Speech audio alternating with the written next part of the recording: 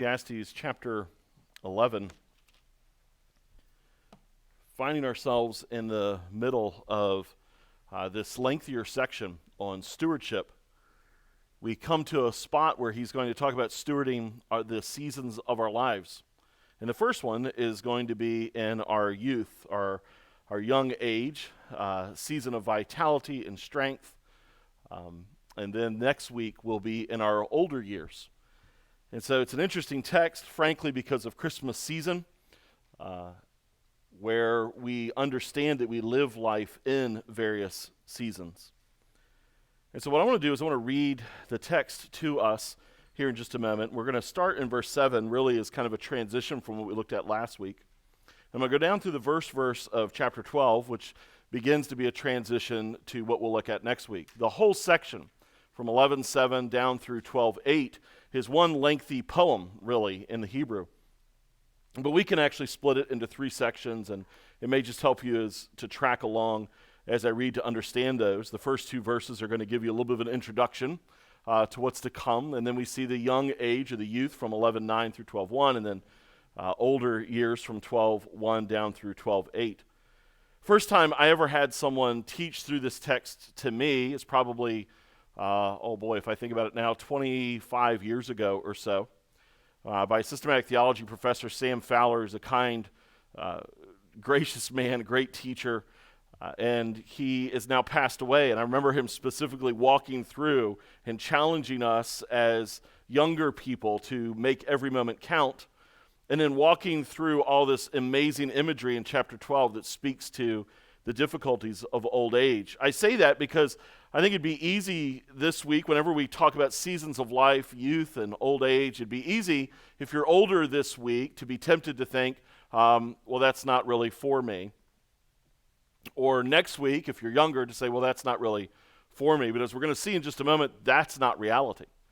But instead, there's much that we can learn and glean from both ends of the spectrum. And so Ecclesiastes 11, verse 7, Kohelet, the teacher, he writes this: "Light is sweet, and it is pleasant for the eyes to see the sun. So if a person lives many years, let him rejoice in them all. But let him remember that the days of darkness will be many. All that comes is vanity. Rejoice, O young man, in your youth, and let your heart cheer you in the days of your youth. Walk in the ways of your heart and the sight of your eyes. But know that for all these things God will bring you into judgment. Remove vexation from your heart and put away pain from your body, for youth and the dawn of life are vanity.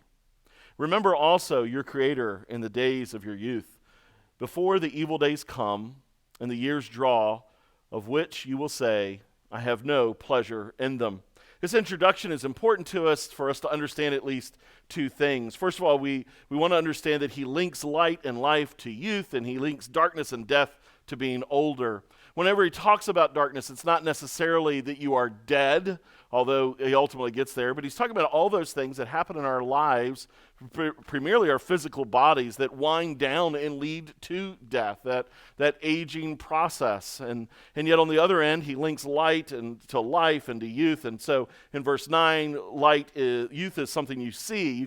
You now have vision, and you can tell things and see things, and it's linked to the brightness to be able to observe, and the dawn of life in verse 10, and it's before the dark days come in verse 1 of chapter 12. And on the flip side, we have darkness and death. You have the season of darkness, a dimming of eyesight. The body goes to the dark grave. We're immediately reminded then of Christ, who is the light who has come into a very dark world. And then at Christ's death, at his crucifixion, the world is plunged into hours of literal darkness. And darkness covers the land for a span of 3 hours. And then when he rises from the dead, it's as though light springing forth, and angels of light show up. And it's almost blinding to those who come to visit the empty tomb. And so we actually see this theme throughout the Bible of light being life and darkness being death. And that's a poetic theme that you'll see through all these verses. So almost every time you see darkness, you can think aging or death, and you see light here in Ecclesiastes, you can think of youth and life. And so it's important for us to understand that. Secondarily, it's important for us to understand that he does apply this across the board. Now, many of you already know that age is just a number. You understand that it's not determined by your age, how old you feel. And he emphasizes this. So if a person lives many years, let him rejoice in them all. And so while he's going to first talk about youth and young people and strength and vitality, and he's actually going to use some pretty interesting phrasing. What you see there in verse 10 is a fascinating way to talk about it. He says, remove vexation from your heart, put away pain from your body for youth and the dawn of life. That dawn of life is actually one Hebrew word, and it means your black hair days, as opposed to your gray hair days or your no hair days for some of us. And yet he says all the days of your long life. And so what he's telling us there is there are things for the old folks among us. And he's not really even thinking Greek, right? In the Greek culture, 40 was kind of the cutoff between younger and older. So when you read texts like Titus, where he says, let the old men and the old women teach the young men, and the young women, primarily in Greek culture, that was about 40 years of age. Well, he's not thinking specifically that way. But rather, he's understanding no matter how long you live, you have a lot that you can learn from the young people and the way they embrace life, as we'll see in just a moment. And young people have a lot that they can learn from older folks with the way they view and do life in this very confusing world. Because all of Ecclesiastes has been this concept of how do we do life in this twisted Eden, in this broken world where things don't always match up. And so we can learn generationally from one another. I love how Mark Twain put it, age is an issue of mind over matter. If you don't mind, it doesn't matter. And so we need to walk into this making sure we don't check out on the truths that he's going to walk us through, understanding that we all have things to learn. With that in mind, I just want to ask you then this at the start, what makes you happy? What gives you joy? What is it that delights your soul? And that can be any number of things, right? That can be relationships. Maybe there's some specific people that you think this person makes me happy. Maybe there's events, there's things you do. Maybe it's experiences. Maybe it's food you taste. Maybe it's places you visit. Maybe it's seeing a sunrise or a sunset. Maybe it's going to a location. Maybe it's remembering something. Maybe it's gathering with family or friends and telling stories and laughing and joking together. Maybe it's work. You like working and it just makes you feel joyful to see a product produced and a job well done. What is it that makes you happy? Christ said in John 15, I have come that you might have my joy and that your joy may be full. What will give us fullness of joy? How can we understand it? Well, because the whole section here directed towards the youth or those with vigor and vitality is all about delighting in life. It's all about rejoicing and having joy.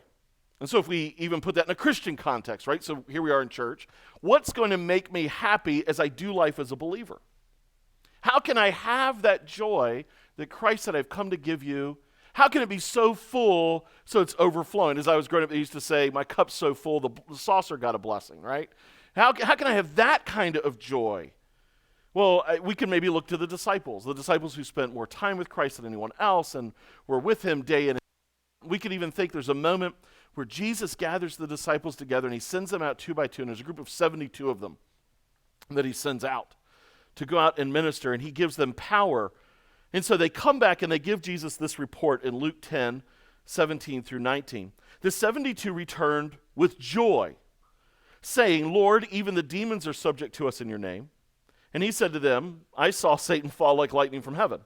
Behold, I have given you authority to tread on serpents and scorpions and over all the power of the enemy, and nothing shall hurt you. Now, these guys are joyful. You see, they have seen amazing things. Jesus has rescued them, almost all of them.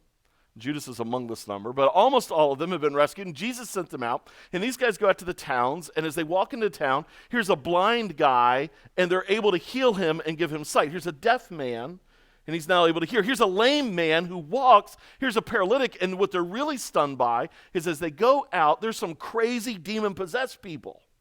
Some frothing at the mouth, cutting themselves, covered in dirt, scaring everybody, full of rage, suicidal maniacs. And the disciples walk up to them, and they cast demons out of them. And the disciples are just amazed, and they're filled with joy because in their minds, look at the power that's been put on display. Does that give you joy? Does serving Jesus give you joy? When you think about what would make you happy, when I just asked you a few minutes ago, did it cross your brain, what gives me real joy, deep abiding happiness, is when I see Jesus on the move. You can think Chronicles of Narnia, when I see the lion is on the move, when I see Christ advancing his kingdom, that gives me real joy to see the broken made whole, the lost saved, the dead come to life. I want us to start thinking this way because Solomon is burdened that as he comes to the end of a book that's all about how hard life is and how life doesn't make sense, he wants us to have joy. And so we have to be asking, what is really going to give me joy? And so we take away this week, our way of thinking about it will be this: learning to have God's source joy through all the days of our lives. And so we can learn a lot about that as he directs his attention to young people. It really doesn't matter your age. If you're young this morning, I think there's some easily applied truths to your heart, to your life. I think if you're older, it's easily applied truths to your heart and life as well, because the fact of the matter is we need to all learn to have God's source joy through all the days of our life. And so as Solomon begins, we have to understand this concept of rejoicing a little bit to be able to wrap our minds around it. Again, back to the text, he kind of commands it even, right? So if a person lives many years, let him rejoice. And that's a mild translation there. It really means rejoice. It's a command here. Let him rejoice in them all. And then again in verse 9 specifically, rejoice, O young man, in your youth. He wants us to delight specifically. And so we want to ask right off the bat, Solomon or Colette, teacher, what do you mean by rejoice? What do you mean by have joy? And so let me just give you a quick definition. To rejoice is to embrace the good things of life. And the language he uses, he says it's sweet. And the word he uses is the same word group used in Judges when Samson goes out, remember, and he steals honey out of the carcass of the lion. And he talks about it being sweet. He takes the sweetness out of it. It's the good things of life. Honey, in their day, it has antioxidant properties, has antibacterial properties. It can heal. It was not uncommon. It was a primary medicinal tool. If you had a wound on a battlefield, they'd actually pack it with raw honey to prevent infection. Honey doesn't go bad. And so he says to embrace life like you would taste honey on a fresh-made Southern lady's biscuits. That's some goodness right there, right? So he says, embrace life. He's commanding us to embrace the good things of life. That shouldn't surprise us, those of us that have gone through Ecclesiastes so far. But if you are at all like me, that's a hard word to hear. That's a hard word to hear because I am a hardwired cynic, right? Like I am one of those guys, if you think glass half full, glass half empty, I'm like, did anybody put any water in the glass at all? Kind of dude, right? Like I look at life, and then on top of that, I have this predisposition to feel guilty if I'm being happy. Like somehow Jesus isn't as delighted with me if I'm happy, right? Because I can always think of some sin I've done, some sin I've thought, some way I've displeased him. Is he out to get me? I'm just in by the rest of you people he loves genuinely. I'm kind of in by the skin of my teeth. Like that would be, all those wrong ways of thinking would be my natural bent. And so to hear a word to be told, embrace the good things of life, delight in them, is hard, right? Just I'll just be honest, like sitting watching my son's baseball game that I delight in. There's a part of me, several times, I will fight a feeling of guilt. Like I should probably be reading something in between innings. Like I know, pray for me, right? I got issues. I got to believe I'm not the only one here that's wired that way, that somehow happy people going through life are just, God's not as happy with them. And so it's a good word for me, but it's a hard word for me. So he's telling us to embrace the good things of life. And so embrace things like hobbies and toys and playtime and even in Ecclesiastes 5, some rest, right? Like some of you are going to embrace some good rest this afternoon, right? Some nap time. My kids call my father-in-law Pappy, and so we gave him one of those weighted blankets, and I don't know if you know about weighted blankets, but they are one of God's kind gifts to our generation, right? And so it just like kind of wraps around you, and we were like, Pappy, have a happy nappy, right? Like so even rest, you can embrace that. And we all know that you can take all these to the extreme, right? You can take all these to the sin. So you can embrace good food, or you could become a glutton. You could embrace wine and become a drunkard. You could embrace rest and become a lazy man. You can embrace work and become a workaholic. So Solomon's not trying to deal with all that, but he is commanding us to embrace the good things of life. And so whether it's art or hobbies or toys or friendship or food or company with others or entertainment, we should embrace these. Young people naturally know this. Young people love a good party. We had a teen Christmas party Friday night, had a blast. I think everybody had so much fun, and we just delighted being together. And kids know how to play. Kids know how to enjoy themselves. Kids can make a cardboard box into a spaceship or a kitchen or a car. They make wrapping paper tubes into swords and baseball bats. They know how to have fun. They turn scraps of paper and trash into arts and crafts. They know how to delight. When I used to preach a lot to children, to try to break the ice with them, I would do something called a grin contest. And I would tell them that I have a smile that's amazing, and I would tell them it's record-setting, and when I smile, like nobody can beat my grin, and I smile ear to ear, and it's even blinding at times, and I'd have all these children sitting there, a couple hundred kids watching me, and you always have some kids that are shy and reserved and removed, and then I'd say, do you want to have a grin contest? And kids are like, yeah, and then I would just like, right in their face, and the shyest child cannot endure that. And so I really didn't care if they were just laughing because I looked like a fool, or they just were genuinely amused and they'd grin back.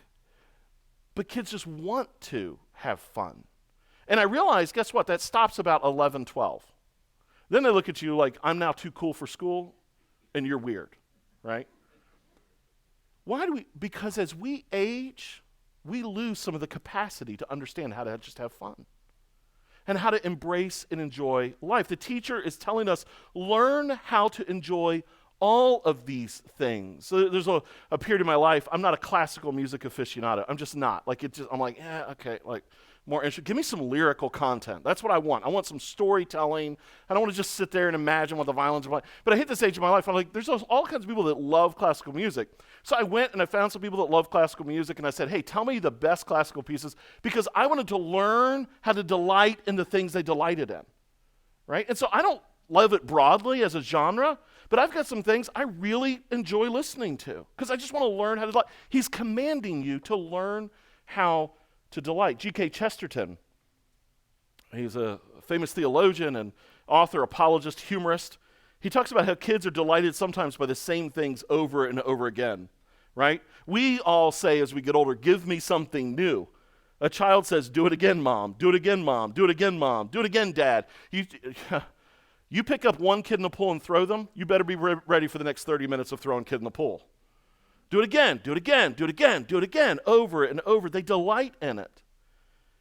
I just want you to know that I think God has some of the same delight every day. G.K. Chesterton says he tells the sun, get up, do it again. Tells the moon to get up, do it again. Tells the clouds to pour rain, the moon to come out, fireflies to emerge at dusk. Do it again, do it again, do it again. There is a delight in the repetitive nature of life even. And I love how Chesterton said it here. It may not be automatic necessity that makes all daisies alike. It may be that God makes every daisy separately, but has never got tired of making them. You actually know this same sense here at Christmas time if your family has traditions. And there's things you do again and again and again. Every year, driving around to see Christmas lights. Every year, making these cookies. Every year, doing the presents in this order. And here's your stockings, and here's the fun thing. For our family, and we actually learned it from a sister-in-law and some of you folks, hiding a pickle in the tree. First kid to find the pickle Christmas morning gets to open the first present. And so, right, just again and again. And kids delight in it much more. He tells us to learn how to rejoice the way a child would. Kids know how to embrace gifts with joy. There's much we can learn from them. But then there's this other side, and it's really kind of the second side of the same coin. And so on one hand, he says, commands to rejoice. Rejoice, O young man, in your youth. Rejoice in the days of your life. Rejoice in all these years that you live. But then he gives the other side of it, Verse 10, remove vexation from your heart and put away pain from your body. And they are both sides, right? So learn to embrace joy while at the same time you're learning to put away or flee from or get rid of vexation. What is this vexation and pain? Well, it's really emotional or physical pain. It's anything that keeps us from being able to enjoy life. A kid wants to be older so they can stay up without a bedtime. It's funny to hear my nieces and nephews talk every New Year's, comparing what's the latest you've ever stayed up. They can't wait for the day where no one will tell them to go to bed, and they can't wait to have a job so they have more money to spend on the toys they want. They can't wait to be an adult so they can finally choose the food they want to eat, and then we burst their bubble, right? And we tell them, yeah, no bedtime, but earlier alarm clock to get to work. Yeah, a job, but look at all the bills. Yeah, you want to eat whatever you want to eat? Wait till you get older and you're on a special diet, right? We burst their bubble and we say, getting older ain't all that fun. But to a child, they don't comprehend that. They run for fun. We run because we have to. The older we get, the more acquainted we become with emotional and physical pain. It's things like anxiety. And if we just stuck in Ecclesiastes, he's listed all kinds of things that cause anxiety or vexation, is what the word means, or physical pain. Knowing more brings more anxiety. Early in the book, he said, we would think wisdom will give me meaning in life. The reality is the more you know, the more you can be aware of our problems in this world, right? There's all kinds of things I hide from my children. They just don't need to know yet about the world. As kids get older, you teach them to discern. You prepare to launch the arrow out from your home. And so you unpack more and more and more to them. And it's in every season of that, it's always hard when you tell your kid about something terrible about this world that they don't know about, but they need to know. And just watch as they come into awareness. The more you know can bring more anxiety, more worry. Work brings worry. Poverty brings suffering. Dissatisfaction in your work brings anxiety and suffering. We are surrounded by fools, and that's hard to live life. Leaders who bring oppression upon people. And then ultimately, he'll hit here in Ecclesiastes 12, physical pain of old age. And so he tells us that we need to learn to embrace good gifts and learn how to lay aside these sorrows. We can't change any of them. That's part of what he's told us in Ecclesiastes. But we've got to learn how to not be ruled by them as we do life. It is actually really easy as you get older to lose the joy of life and become a critical sad sack. You might start as Winnie the Pooh and you end up as Eeyore. And this is no way to live life. And so that's why it's stunning that he commands young people to rejoice. Has that occurred to you yet? Like, I've just made the case that young people tend to naturally know how to rejoice. So why is he telling them? Shouldn't it be flipped around? Shouldn't this whole script be flipped around? I mean, Solomon, you're the wisest guy that ever lived. You're writing this, and you're telling the young people who naturally rejoice to rejoice. Shouldn't chapter 12 toward the old people be all about, hey, folks, learn how to embrace the good gifts of life? So why command them to rejoice? Why tell them to delight? And actually, if you look at verse 9, it's a pretty stunning way that he says it. Rejoice, O young man, in your youth. Let your heart cheer you in the days of your youth. Walk in the ways of your heart and the sight of your eyes. What? Don't we spend all the time telling kids that delayed gratification makes for a successful person? Maybe you've never said that phrase in your life. But self-control makes you happier. In other words, not embracing everything your heart desires or everything your eyes see. Don't we spend all of our time telling kids not to do that? And yet this is what Solomon says that they are supposed to do. Learn some self-control. You can't get all you want. Not everything is a party. Frankly, then at this point, commanding the youth to rejoice is a little bit like commanding an older person to tell somebody about their latest physical diagnosis. You don't have to command them. You're going to hear about it. It's a little bit like telling a baby to mess their diaper, a dog to chase a bone, or a dad to take a nap. You don't have to command any of those things. That's who they are. That's what they're going to do. So why command young people to rejoice? Here's why. Because we tend to rejoice wrong. And we tend to lay aside vexation wrong. we are not actually trained to do it biblically or righteously. You see, the reality is we tend to embrace the joys of life and turn food into gluttony, wine into drunkenness, rest into laziness. We tend to operate in a way that makes them our idols. Or we avoid vexation and anxiety of life with distraction and fantasy world. Reality of Ecclesiastes and the confusion of life is so hard. Nothing makes me happier than to just live in fantasy world. There was a girl in Japan that her parents thought she had run away or been kidnapped and killed. She's been missing for over 5 years. They found her last week. She's been living, sleeping in internet cafes, playing online fantasy games for 5 years. Why would people do it? Because reality is so hard. Ecclesiastes is so true about the way our lives are, the disappointments of our life, that one of the ways we will try to lay aside vexation is distraction, avoidance of it, fantasy world living. We celebrate the gift more than the giver of gifts. And so what Solomon wants to teach us this morning is how to learn to have God-sourced joy through all the days of our life. And there's really 3 ways that he says to do it. And we can think of it in the language of remember. And so he'll say to remember this and to remember this and remember this. And so let's walk through the 3 things we must remember. And I think they're pretty straightforward and fairly simple, although the depth of applying them is much more difficult. First of all, remember your timekeeper. Verse 8, if a person lives many years, let him rejoice in them all, but let him remember that the days of darkness will be many. All that comes is vanity or hevel, emptiness. He's saying the season you're in will not last. There is one who is in control of the time and the seasons of our lives.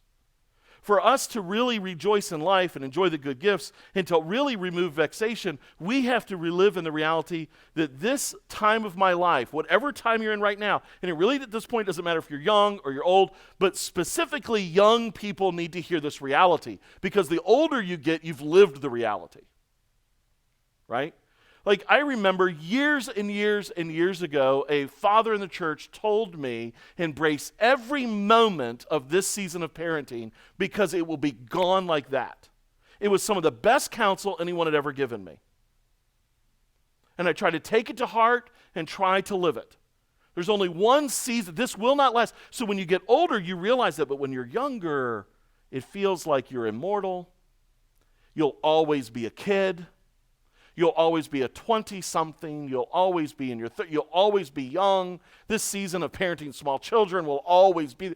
This is the season. And he tells us you will never really embrace the good gifts of life with joy or remove vexation without the cognizance, the reality that where you're at right now will be gone. It will not last.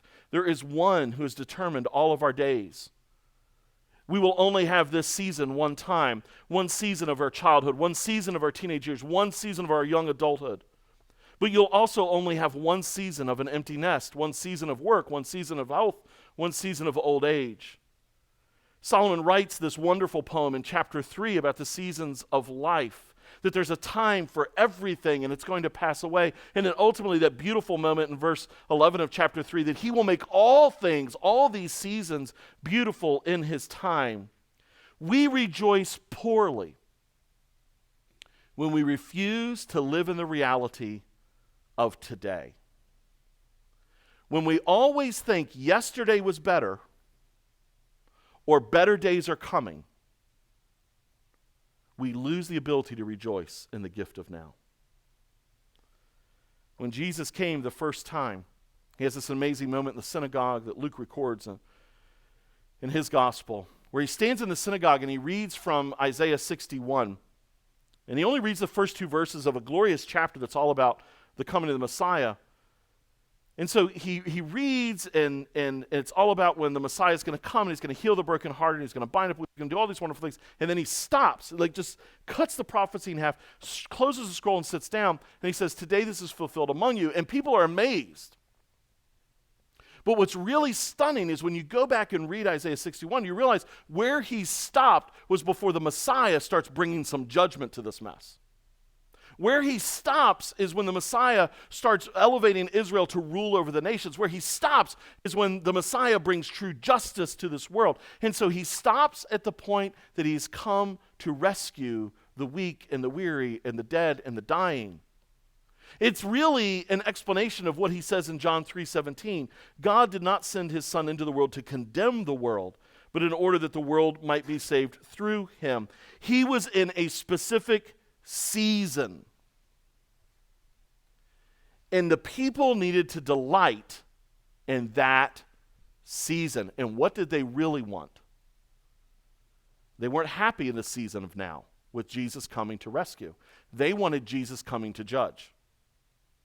And ultimately, it's what the high priest used to fuel the people to kill him and to think, you can't be my Messiah, because listen now, you're not doing in this season what I want you to do. Solomon understands that we have a tendency to be dissatisfied with the season we are in. When we clamor for a different time, we miss the delight of now. When we live in the reality that God is our timekeeper, we realize there are different kinds of seasons of rejoicing. Kids actually know this. This is another way we can learn from young people. Ask them their favorite time of the year, and they might pick their birthday. They might pick Easter with candy and baskets. They might pick Christmas with presents, summer with vacation, and so on. They might be honest enough to say, I don't know, this is all so amazing. Like children of a certain age, if you ask them what's their favorite season, it's going to be whatever season it is right now. Fall with leaves to jump in. Winter, and you can't do it here, but with snowmen to make. Spring with flowers to plant and to smell, and I can finally get out and ride my bike. And summer with beach and mountain vacations. Whatever they're in, they delight. There's so much that we can learn from them that way. We are only truly free to rejoice in the seasons of life when we live submitted to the timekeeper of our lives. Young people have to be commanded to rejoice this way, because in our strength and in our vitality, we tend to think we can control the season we're in, and we need to learn to steward the season with joy because it's from the hand of God for right now. We have to learn to not waste it. We have to learn to not despise it, to not squander it or resent that it is not a season that is past or a season yet to come. We act like where we're at right now will always be this way, and it won't. Can you be all here? In other words, wherever you're at, so I don't mean Kennerly Road, but can you be all here in this season of your life? As a dad, I've got one season to paint with my daughter and watch my son smack a baseball and rejoice as my son wins science fairs. I've got one season as a son to be with my parents. I've got one season as a shepherd to care for souls. I've got one season as a student to learn and to grow. I've got one season. Can I embrace it? Can you embrace the timekeeper of your life? In other words, can you let the season of your life, if you're struggling with vexation, drive you to the reality, today will not always be. This too shall pass. Or in the joys of your life, truly delight in them and look around you and say, what gift from God can I enjoy because of this season of my life? Instead of pining away for something else. We have to remember the timekeeper, but we have to remember the judge. He says it in verse 9. Here we have Jesus as the anti-Santa. Remember, O young man, in your youth, and let your heart cheer you in the days of your youth. Walk in the days of your heart and the sight of your eyes. And everybody's like, yes, right on, party on, right? I'm going to go, yes, I want this relationship. I want that delight. I want this gift. I want this joy. And it's like, oh, see, Santa knows I'm good, and he wants to give me all good things. And then Solomon keeps rolling. But know that for all these things, God will bring you into judgment. What a killjoy, right? Like, wait a minute now. How am I supposed to rejoice? How am I supposed to delight if I know I'm going to get judged for it? Well, the problem here is Solomon has been the living example of someone who turns gifts into idols. He understands our propensity. He understands your bent, and my bent to turn rest into laziness. He understands your bent and my bent to turn friendships into idols, family into a God to worship. He understands our bent to turn good work, productive work, into something that gives us identity and meaning wrongly. And so Solomon knows that young people in particular, but frankly all of us, need to learn how to rejoice living in the reality of a coming judge. Now, I think what's really important is for us to understand that judges both righteously and with evil. And what I mean by that is he condemns wickedness, but he blesses righteousness. In the original Eden, they thought the one thing held back from them was the one thing that would make them happy. When we're young, we tend to think that way also. Just take the area of romantic relationships or sexuality. There's something that as young people grow older, and you've heard me say this before, kids go through seasons of life as they mature. You know, they start out boys and girls, they're like, there's no difference, right? Like my best friend could be this little girl, or for a little girl, their best friend could be this little boy over here. And then they come into the season that the opposite sex or gender is creepy, and they have cooties, right? Like boys are weird, you know, they smell, they do strange things, they pick up bugs, they eat weird things, they eat dirt, right? Like they're doing weird things. Girls, it's gotta have a frill on it. They want to play this way, or worse than that, they play football with you and they tackle harder, right? Like that's just creepy. And so they go through from season of there's no difference to season of they are different and I don't like them. I really, really don't enjoy them. Then they kind of come back to a season of they're different, but that's okay. All right with that difference. As a matter of fact, that quickly dovetails into they're different and I like that, and I want one. And that's the part that we all pray waits till 32. But that's not reality, because that's not how God made us. So we want to embrace those seasons of life, right? And the problem is you start telling young people, no, there needs to be purity and holiness, and so you need to embrace friendships. Guys, you need to have good friends with friendships. Girls, you need to have friendships with the guys. Learn how God has wired us, made us different. Delight even in those differences and callings in our lives. And ultimately, if it's God's will, then he may bring you a spouse, and you can delight in that season. But it feels like withholding. And so we live in a culture that's constantly bent to rush kids and to present things to them in a carnal, wicked way, to defile them, to destroy their innocence. And so it's interesting because Solomon understood that maybe more than anyone else. He's the guy that has 1,000 wives and concubines. He's the guy that it says he basically did whatever he wanted to do, whenever he wanted to do it. In other words, the concept is the one thing that's being held back from me is what would make me happy. And so Solomon said that I'm going to go on a journey to have all that I want, and that will bring happiness. So it seems somewhat surprising then that he's the guy that writes Song of Songs, or as many of you grew up with, known as Song of Solomon. Now what's fascinating about that book, though, because that book is all about pure marital love and lifelong relationship and conflict resolution between couples. As a matter of fact, the whole entire book is built around 7 different arguments that this couple has and how they resolve them. Talk about real life marriage, right? It's not like, oh, peace and love and everything's fine. They have a fight, then they make up, fight, make up, fight, make up, fight, like 7 different times throughout the whole book.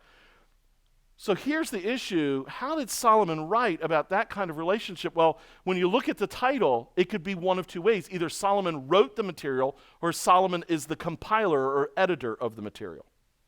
And I'm convinced that that's the second. Solomon doesn't speak into this from his own personal experience. He speaks into the delight of this joy that God has given us from one who didn't have it. And he sees that they're happier. And he wants to know about it, and he's burdened to write about it, and God works through him. And so as Solomon comes to this moment, he knows that we will never be able to truly have the joys of the season of our life if we don't live within the boundaries God has set. It actually will ruin it for us. You see, what he's telling us is that God as the judge in our mindset is a little bit like your favorite restaurant here in South Carolina. You walk in and there's that nice A sticker on the outside. That means it's safe to eat. It's that way because a health inspector came and took his little thermometer and dipped it in and made sure you're not going to get some nasty food poisoning, salmonella, bacteria that's going to kill you, right? Just so if you didn't know, you're new to South Carolina, you weren't aware, if you see a C, turn around and go the other way. Peanut butter and jelly, go get some tuna fish, buy something, like you don't want to go there. But if you see an A, it's because somebody put a check on that mess. It's like if you go to play a game, there's a referee who says these are the rules and these are the boundaries. And the fact of the matter is, and young people primarily need to hear this, boundaries actually increase your delight because they give you a safe space to have fun. On the other hand, it helps to remove vexation. It helps to remove vexation because you know that God is going to one day right all wrongs. God is going to bring justice. God is going to wipe away every tear. He's going to bind up the brokenhearted. He's going to anoint heads with oil. He will correct the errors of this world. And so as you and I are in a season maybe of vexation and trouble, knowing and living in the reality that God is above, God is judge, God is in control, and I can rest in his loving care, frees me to embrace the joys of life. And so we have to live remembering that he is our judge. We have to live remembering that he is the giver of the gifts. And when Jesus shows up to bring lunch, you have 12 baskets too many. When Jesus showed up at a wedding with wine, it was the best and it was overflowing. When we feast and embrace the season of our life with King Jesus, we are free to laugh fully, eat heartily, celebrate without guilt because it's a gift from him. So we have to remember he's our judge. And then lastly, we have to remember that he's our creator. And so the verse that it's appeared on more youth group t-shirts than any other, chapter 12, verse 1, remember also your creator in the days of your youth. Before the evil days come and the years draw near of which you will say, I have no pleasure in them. The original Eden was full of reminders of the creator. Animals that were obedient to every command, crops flourishing with no thorns or weeds, the absence of death, running rivers, beautiful orchards, and long quiet walks with God in the cool of the day. The fingerprints of the Creator were everywhere. Well, the fingerprints of our Creator are everywhere today. It's just a little bit more like you and I are going to the Amazon jungle looking for some lost city of gold. And it's covered in weeds and vines. You see, our Creator is still all around us, and we see his fingerprints everywhere. We just have to look a little harder. We have to look a little closer. And in Romans, we're told that our tendency, particularly if you're lost, your tendency, your mandate, is you tend to worship creation more than the Creator. You never look past the weeds and the thorns to see the same God who made the flowers and the trees. And so it's imperative that young people learn to rejoice in a way that has an eye toward the Creator. We tend to worship what he has made. We worship creation, not Creator. We worship gifts, not the giver of them. We're like a petulant child ripping off wrapping paper on a Christmas morning, barely glancing at the box before we demand the next gift. We live like we're Dudley Dursley from Harry Potter, where we count our happiness by the number of gifts that we've been given. We measure love by how much we have. This is no path to rejoicing or removing vexation. It means a life that is to never satisfied because no joy can last. You and I look around and we see the gifts that others have, and we assume that's because God loves them. And so if I don't have that gift, it's because he doesn't love me. Or if I have this sorrow and they don't have this sorrow, it's because he's against me. Instead of pausing in that moment and recognizing that the gifts we see around us and the vexations and sorrows we experience are but mere shadows that are intended to point our hearts and minds to the one who gives all good gifts to his children and does not withhold them. And so yes, I'm telling you that sometimes the vexation and sorrow of our lives that we are called to lay aside are still bread and fish and not gravel and serpent. Because when we remember our Creator, when sorrows come into our life, I realize that he is the all-powerful one, and he is in control, and he will bring no harm or no sorrowful thing into my life, but that which is necessary for his glory and for my good. And when I live in the truth of that reality, I am set free to smile in the face of sorrow. When I remember that, I am set free to embrace the gifts he's given as they point my heart back to him as the giver, rather than worshiping them. You know, the times I think it's easiest for us to tell that we struggle with this is when seasons of life change. When we come out of a season, we go into a new season of life, and so you can think of major things in life. So it can be a health diagnosis, it can be the birth of a child, it can be school, it can be a workplace, it can be relationship loss or relationship gain. I think it's easiest to see that we struggle in this way. How do we embrace the season he puts us in? How do we embrace the good gifts of the now? When we remember our Creator, we realize that life itself is a gift. When we remember him as our Creator, we remember that we have a chosen beginning. He made us, and we're headed home to a far better place. When we remember our Creator, we recognize that he has numbered our days. It remembers that he chose us, he gave us life, he rescued us, and he has gone to make a place for us. And even in his going away, he sent his Spirit to indwell us. This indwelling presence of the Creator in us makes sense of our vexation by uttering prayers when you and I can only groan. He comforts us in our sorrows. He empowers us in our weaknesses. He bears witness within us that we are safe instead of in danger. We are chosen instead of passed over. We are children instead of orphans because the Creator has made us and he has indwelt us. I have a confession to make. I pulled a page from Jesus' book and I stopped right in the middle of a passage. At the start of the sermon, I read to you about the disciples' joy and what they rejoiced in. And I did not finish the story for you in Luke. You see, you might remember that their joy was what God had done through them. Blind, healed, deaf, healed, and supremely the demon-possessed set free. And they were delighted at the joy that God had poured and flowed through them and charged their bodies so they walk up. I mean, can you imagine if that was you today? If that was me today, you best clear the highways because Steve's driving high speed to St. Jude's. And I'm going to go heal some kids, right? Like, can you imagine how excited? And so they are joyful. Jesus, you are not going to believe what just happened.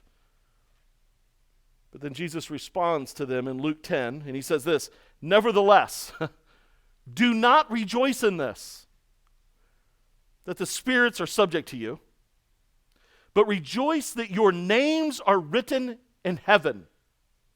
In that same hour, he rejoiced. Okay, so I started to ask, we should probably learn joy from the disciples. What if we learn joy from Jesus? Because isn't it his joy that he puts on us and his joy that he wants it to be overflowing? So Luke 10, he says it this way in verse 21. In that same hour, he rejoiced in the Holy Spirit and said, I thank you, Father, Lord of heaven and earth, that you have hidden these things from the wise and understanding and revealed them to little children. Yes, Father, for such was your gracious will. All things have been handed over to me by my Father, and no one knows who the Son is except the Father, or who the Father is except the Son, and anyone to whom the Son chooses to reveal him. Listen, I don't want disciple joy. I want some Jesus joy. And you know what Jesus' joy was? That they know me. And so then when I come back to Ecclesiastes and I realize I'm commanded to have joy and to rejoice in life. And the pathway to that joy is to know him as my timekeeper. It's to know him as my judge. It's to know him as my creator. I suddenly realize that the season of my life is in order that I might see him. Jesus was full of deep joy because his disciples now saw him. Solomon commands us to have joy because we can now see him in all things in the seasons of our life. I want to recall to your mind that Jesus came in due season, born of a virgin in a manger, that we might see and know him. May God give us eyes to celebrate in this season of life as we see him. May we learn to have God-source joy through all the days of our lives. Father, we thank you that we might have your joy and that our joy may be full. Teach us, Lord. Teach us to rejoice in the gifts. Teach us to lay aside vexation and sorrow, that we might delight in the season we're in. We pray this in Jesus' name. Amen. Our closing song this morning is Exalt in the Savior's Birth. Let's stand together as we sing 3 stanzas.